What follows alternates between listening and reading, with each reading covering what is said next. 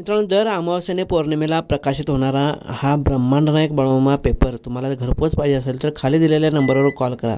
बोला बोला बाळूमामांच्या नावानं चांग भलं. बाळूमामा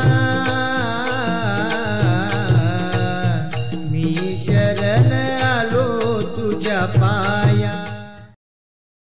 तुम्ही गुरुजी मामांच्याकडे बाळूमामांच्याकडे गेला होता, हे आवाज लागा ना म्हणून विचारायला. नाही जाय नव्हता. नाही, ते चुकीचं आहे. ते मग मला नाही चुकीचं आहे ते. बर, कधीच आवाज लागा ना माझा म्हणून असं नाही बोलायचं धाडच नव्हतं. आणि कसं बोलणार त्यांच्या पुढं, मामांच्या पुढं बोलाय भीत होतो आम्ही. बर, फक्त मी शाळा सुरू झाली, मामा जातो शाळा एवढं म्हटल्यावर मामा म्हणाले शाळा शिकतोस, शिकजाने तर रडजा म्हटलं. एवढंच.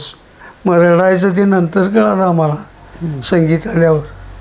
त्यांच्या शब्दानं झालंय आम्हाला. दत्तामामाने कारण त्यांच्या शब्दामुळं ऐकल ते पाठ, एकदा ऐकलं की पाठ. कुठलाही राग किती अवघड असून दे, कुठलीही ठेवण किती अवघड असून दे, एकदा ऐकलं की पाठ.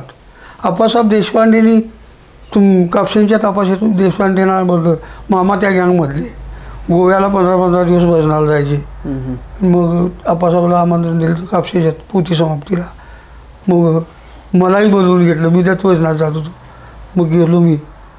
मग गेल्यानंतर माझ्यावर दासाचं शेषा म्हणून पोरगे एक ते तेवढं आलं होतं. मग गेलो. मग आप्पासाहेब म्हणाल ते भीमपलास रागात गोविंद गोविंद म्हणा लागले याच्या नावं. मग मामानी कानात सांगितलं हो पोरगा वयाला म्हणायला हो म्हणून. कारण मामांचं माझं म्हणजे तसं आतल्या आत हे होतं, वैरत्व असल्यासारखं होतं. वैरत्व होतं. मग मामा म्हणाले हेच बघा त्यांना सांगा. मग सांगितलं आप्पासाहेबनं मला म्हणा म्हटल्यानंतर मी स्पष्ट वक्ता असल्यामुळं मला कुठलं तसं गवत झालं. मी म्हटलं मी तुमच्यासारखं काय गवई नाही, तुम्ही एका चरणात 4 राग मिसळता तसं मला मिसळता येणार नाही, मला तेवढं ज्ञान नाही. पण तुम्ही जी ठेवण ठेवली आहे ती ठेवण ठेवून मी आरो करून तुमच्या ताब्यात देतो, एवढं मी स्पष्ट सांगितलं त्याला. काय हरकत नाही म्हणावं लागली. मग भीमपुरासातलं आरोपणा मी त्यांच्याकडे देणार. मग ते एकेका चरणात 3-3, 4-4 राग मिसळणार. मग माझं काय फेल झालं नाही. मी म्हटलोच की मामानी कानात सांगितलं येऊन असलं काहीतरी म्हणा. मग ठेवून त्यांनी गवळण सूर केली.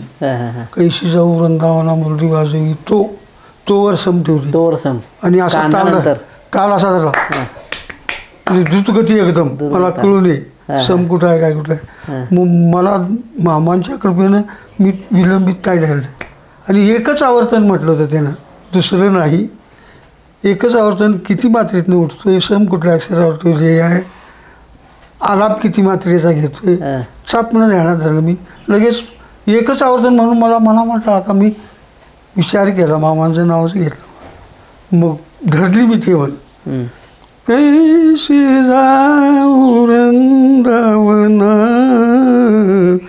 मुरली वाजवितो का, कैसे जाऊ वृंदावना मुरली वाजवितो. पेटाला धरलो मी. उठले, बसलेले आणि पाठवर थाप मारले आणि बाहेर जाणलं. बघू उत्तम तयारी होती म्हणाली, प्रयत्न सोडशीला म्हणाले. आप्पासाहेब खुश झाले. असं मामांच्यामुळं मला ते लगेच ग्रास पाहिजे. खरंय खरंय. मामांचं म्हणजे आप्पासाहेब देशपांडे सुद्धा मामांची कृपा त्यांच्यावर सुद्धा होती. बरंच त्यांच्याविषयी सुद्धा मामांच्यावरही कृपा होती. मामा स्पष्ट बोलणारे होते. मामा भजनाला एकदा गेले, मी होतो बकऱ्यात, त्यावेळी बकऱ्या का गेलेला. मामा भजन घेऊन आले, कंपनी घेऊन. मग मामा तंबूत होते. मग लोक म्हणाली वेळ झाली की मामा भजन सुरू करा म्हणाली. भजने अरे भजन सुरू करतो बरं, देव कुठं आहे इथं. बरोबर, अगदी बरोबर असं म्हणाले. अगदी बरोबर मामा. मग मामाना कळलं की मामा सर्वज्ञ बाहेर येऊन बसले. भजन असा वाघ होता तो, भजनातला वाघ. देव कुठं आहे इथं. म्हणजे तसं बोलणं आत घट असल्याशिवाय येत नाही. आत तरी चारित्र्य घट असल्याशिवाय. होय बरोबर.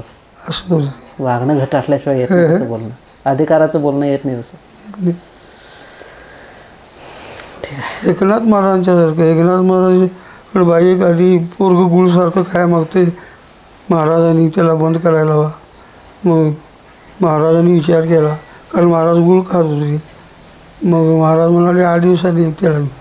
मग 8 दिवस महाराजांनी गुळ खायचं सोडलं आणि म्हातारीला सांगितलं. आल्यावर त्यावेळी सांगितलं, अरे गुळ खाऊ नको, त्यानं शरीराला स्वास्थ्य मिळत नाही, गुळसारखा खायचं नाही म्हणून सांगितलं. मग ते पोरगं हेच होतं स्टवबंदरी, तुम्ही खाता का नाही महाराज म्हणाले. अरे मी खायचं सोडून मग तुला सांगितलं. तसं स्वतः पहिला पाहिजे, मग ते सांगता येईल. तसं बोलता येत, तसं अंतर असल्याशिवाय बोलता येत नाही, बोलण्याचं धाडस होत नाही. खरं आहे. मामांच्या संदर्भातला सुद्धा किस्सा एक आहे तसा. हां, मामाच्या संदर्भातला सुद्धा तसा किस्सा एक आहे. मामाने सुद्धा स्वतःच्या वागणुकीतनं तसं दाखवून दिलं की हे करू नका. म्हणजे हे पुष्कळ मामानी संतांनी सारस्वत सगळं निर्माण करून, म्हणजे वाङ्मय सगळं देवाविषयीचं धर्माविषयी निर्माण करून जनजागृती केली, लोकांना उद्बोधन केलं. पण मामानी बकरी हकत साध्या भाषेत तेच उद्बोधन केलेलं आहे, हे जाणून घेतलं पाहिजे.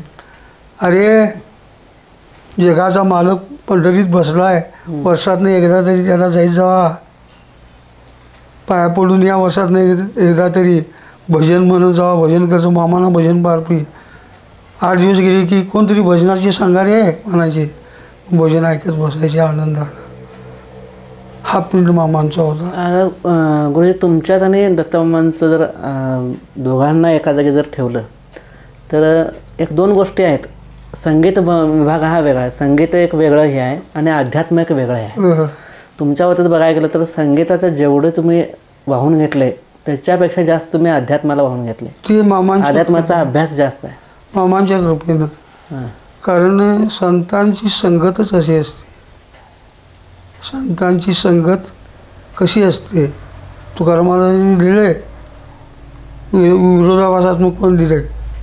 अभंग तुम्हाला सांगतो, माहिती असावं. संत संगती न करावा वास, एखादे गुणदोष अंगा येते, असा अभंग आहे. मग मी मुद्दाम म्हटलं महाराज लोकांनी किती अर्थ याचा जाणतात विचारा म्हणून एका महाराजाला विचारलं. त्यांनी सांगितलं हे चुकीचा अभंग आहे म्हणाले. संत संगती वास करा म्हणतात, संतांची संगती मनोमार्गती म्हणतात. आणि इथं म्हणतात तुकाराम महाराज संगती न करावा वास, संतां संगती राहू नये. का? एखादी गुणदोष अंगा येते, त्यांच्या ठिकाणी असणारा एखादा गुण किंवा एखादा दोष आपल्याला लागू होतो, आपण तो स्वीकारतो. आता कर्नाटकात वगैरे प्रथा आहे, म्हणजे उच्च स्थितीवरची माणसं आहेत मोठी मोठी, पण ती त्यांची स्थिती विधिनिषेधा पलीकडची असल्यामुळं ते मद्य पितात किंवा मुळे महाराज मांस भक्षण करतात, विधिनिषेधाच्या पलीकडची माणसं ती.